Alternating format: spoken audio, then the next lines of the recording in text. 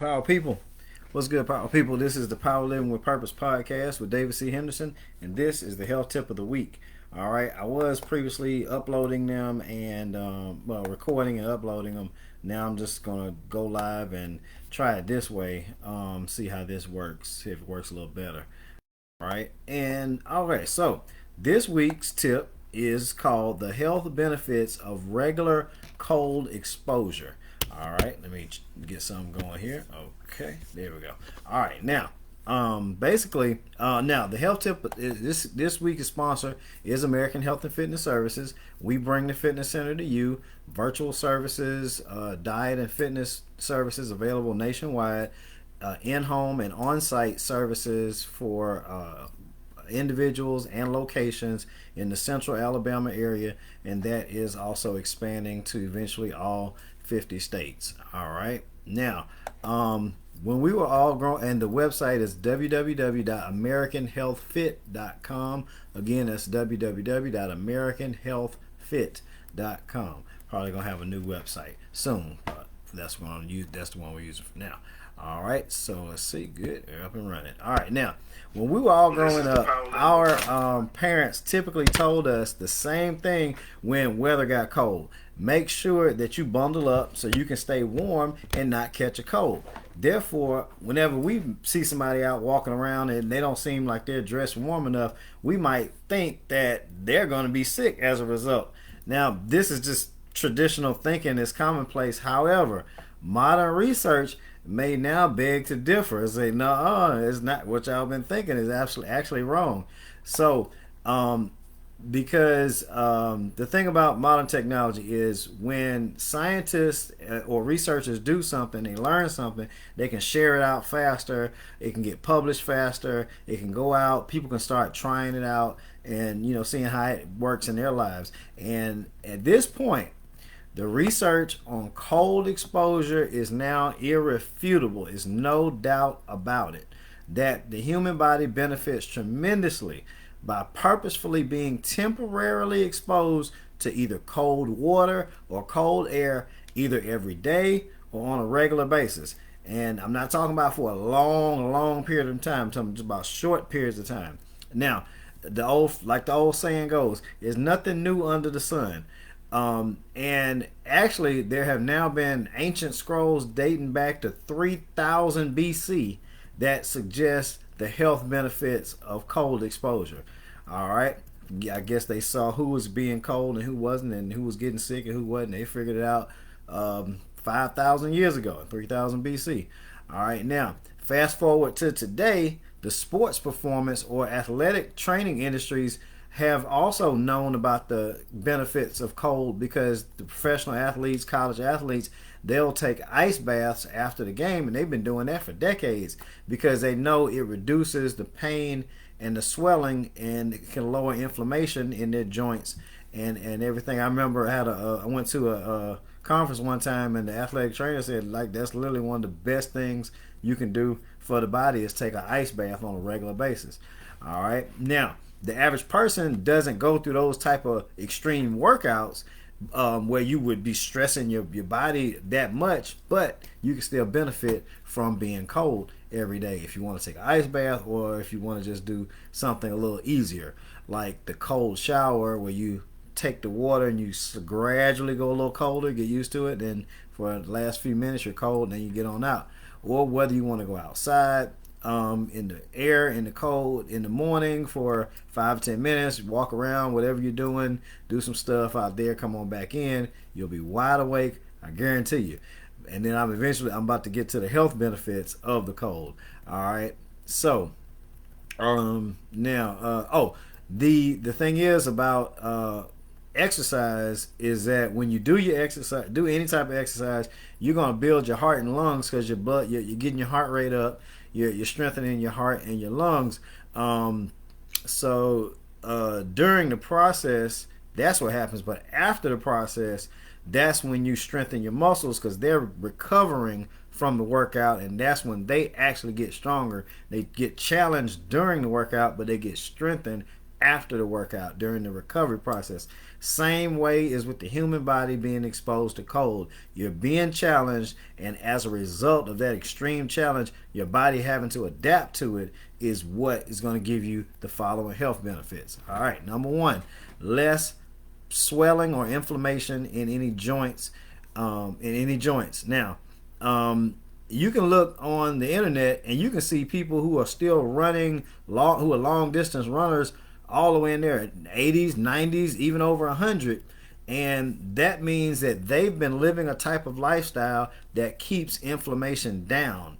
All right. Many of them probably eat a lot of fruit, a lot of vegetables, herbs, and spices, which are the best natural ways to reduce inflammation. And also keeping your weight down, making sure you're not overweight, putting all that extra weight on your joints. All right. Matter of fact, if you're over 50 pounds overweight, you probably should not be running. You should only be jogging or using equipment. Jogging slow or using equipment. Well, really, I say if you're over 50 pounds, you really should avoid jogging till you get to the point where you can get that weight down some, because you're possibly doing more hurt than harm. I'll talk about that a whole nother day. But some natural supplements that you can use are turmeric, ginger, cinnamon, sea moss, and black seed oil. Those are my favorites. That can help reduce inflammation in your body. So if your knees or your feet or your fingers are hurting, try either the cold water or some cold air every day. All right. Heat is beneficial too for relaxation, but the cold helps to bring the swelling and the inflammation down. The heat can be later to help relax. All right. Now, number two. So the first benefit is less inflammation. Number two benefit is better metabolism through more active mitochondria. Going back to science class, more active mitochondria and something called brown fat, and that's something that humans and animals have. It's in our upper bodies that surrounds our vital organs, and it doesn't sound all lovely, but it's very beneficial. Because in cold temperatures, the mitochondria in the brown fat spring into action, and they create heat. They get more active and create heat to keep our vital organs warm. And this process is extremely beneficial, not just for keeping the internal organs alive, but also by the fact that it burns fat in the process. All right, calories, heat. A calorie is a measure of heat.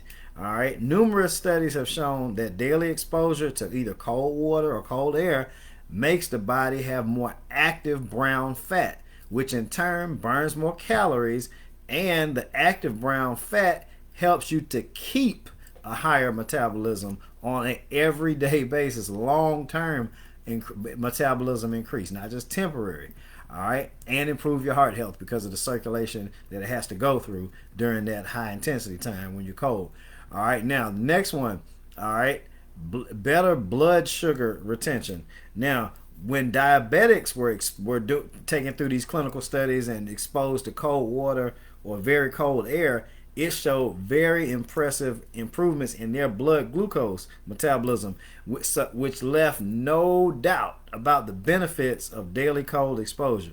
So similar in the way that active muscular exercise helps to actually regulate blood sugar as well, because the active muscle helps to burn and suck out that extra blood glucose. The same thing was shown with cold exposure, because shivering, when you're shivering like that, it's basically continuous muscle contraction of the entire body, at least the upper body, and just 5 minutes a day of that cold exposure with that shivering, even if you're moving, it's going to be shown to improve blood sugar. All right. Now, the next one is better. So let's see. So far, we got decreased inflammation, number one. Number two, better metabolism through the mitochondria and the brown fat. Number three, better blood sugar retention. And now number four, better brain health.